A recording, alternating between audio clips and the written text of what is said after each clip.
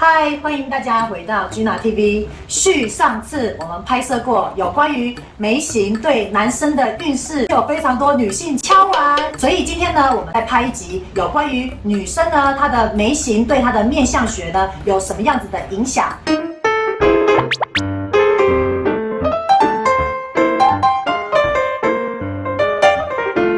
我们今天呢，一样请到厉害的善光老师，老师好，各位观众朋友大家好。那老师很厉害，大家都知道，可是还是有很多人不知道，所以我要再介绍一下。那善光老师目前呢是在东区，台北东区有这个帮人家在做面相学的服务，但是其实老师最主要的主业是在教学。拜托老师来帮我们分析一下，就是有关于女生她们有很多就是原生眉形对她的这个运势有什么影响？那其实女生因为女生的个性本来就是要比较柔和一点点嘛，所以一般来讲的话，女生的眉毛当然就是不能够说乱长得乱七八糟的，或者是说太浓比较不适合女生。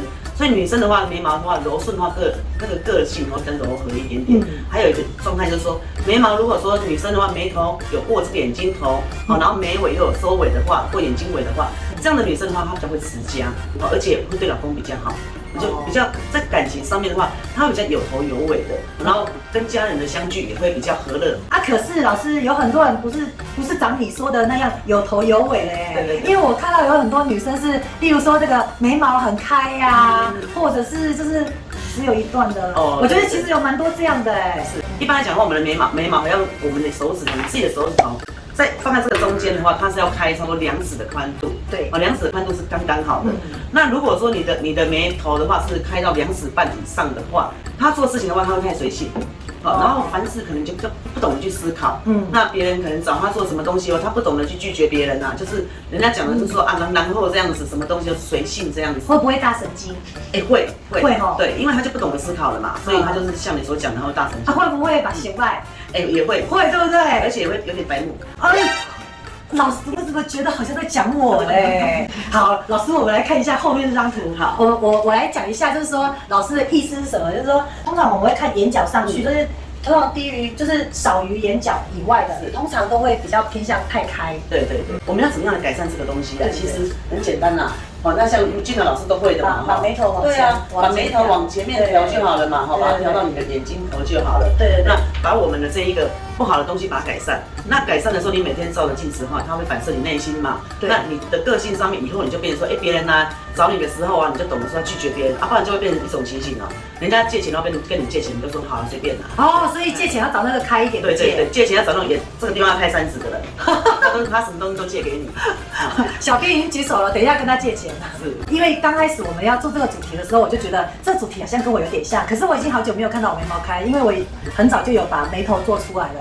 那我才想起说，真的眉头太开，真的是会有点白目，然后把修有点败，对，然后就是大神经大条。我还以为是射手座的原因影响我这样，原来是眉毛开也是有影响的。那如果是那种一季眉呢，那么一小段这样子的那一种呢？大家可能不大知道说为什么日本艺伎他为什么要画这个样子？对，为什么？还有包括说他们还有个情形，为什么这个嘴巴要把它画2点而已？那如果说大家去查历史的话，会发现一个问题这眉毛在这个地方，他们要做的东西是因为日本人他们主要是要把它让人家觉得说它有点神秘感，而且对，那为什么他们要把嘴巴画成这个样子？是因为他们本身来讲说，他们有一个东西叫驱魔的一个效应驱魔？对，驱魔就让人觉得说，有点阴的东西看到他会怕他那为什么日本人会把它画成这个样子，也是有它的原理性在里面。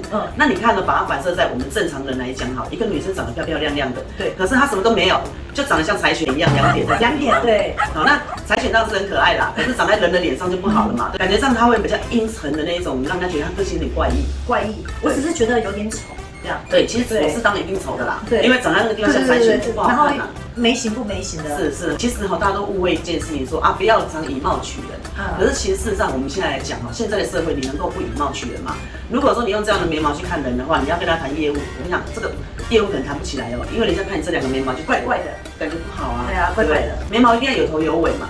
那你只有头没有尾的话，代表说你做事情前面热，后面就没有了。对，我有听人家说，就是性生活稍微有点混乱，会吗？这个眉毛后面这个地方属木，因为我们在人相学它属木，那木的话它属一个叫做肝藏血的东西。如果说你这个眉毛的毛量没有长出来的话，代表说你的血气不好嘛，所以变成说心有余而力不足。那房事的话就会有点冷冷的。对，还有包括说，比方说来讲，我们的睡眠时间不够，结果我们的肝胆没有休息，结果导致于我们难怪都退化掉了。难怪啊，其实所以不只是说这个可能会有点性能感，就是其实归根究底是因为我们的身体变不好，是气血也可能也不顺。对，那老师如果有杂毛的人，他为什么一定要修呢？我们每一个人都有一个状态，就是说我们在做一件事情的时候，一定有个主题嘛。对，那一定还有一些东西叫做琐碎的事情。对，那你的目标跟你的主题在那个地方的时候，如果你的眉毛炸开了，代表说你琐碎的事情很多，而且你没有去把它一个一个收拾完，而是变成说你反而会阻碍到你原本想要做的事情。这样子工作上应该也会比较不顺。对，而且个性上面的话，你的记忆也会不好，你会丢三落四的。大家还要注意一个比较重要的东西，就是说意气美的人的话，在感情上面呢，他会有个东西比较不好的，就是说你长期这样子的话，因为你没有安全感嘛，对，所以他会反射他的内心会有个转变哦，他会变成占有欲心很强。然后占有欲心过强，对，他会想要掌控对方。可是你掌控对方太过于强烈的话，就会变成一个问题，你感情就会不好。会不会变恐怖情人？是还好，可是他是属于一个阴沉的那种的。所以他不会去恐吓人家或干嘛。可是如果说他跟他交往的时候，他可能会3不5时打个电话给你，给人家有压力。对，他会骚扰你，那你就会觉得说，那这个感情可能会就跟这个人谈不下去了。对，用画的，除非你的眉毛本来就有一些虚虚的毛在，那你画 OK 可以的，因为它会加深他的那个状态嘛。对。可是有些人他是这个意境眉，他是前面有毛，完全没毛。对。那如果你用画的话，你很有可能会掉妆。对，它会掉。那你掉的话，反而会变成有些刚好变成断眉。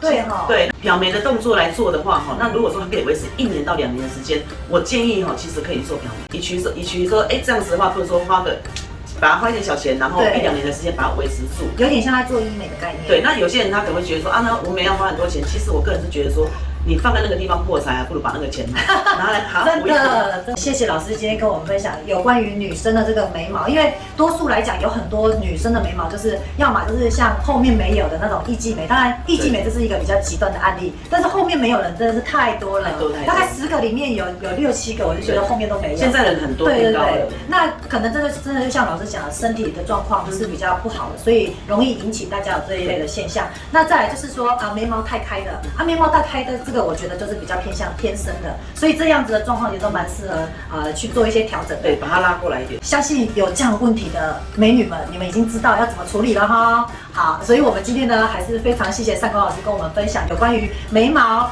对于我们的运势会有哪些影响。那再次谢谢善光老师，谢谢。金娜 TV 下回见哦，拜拜。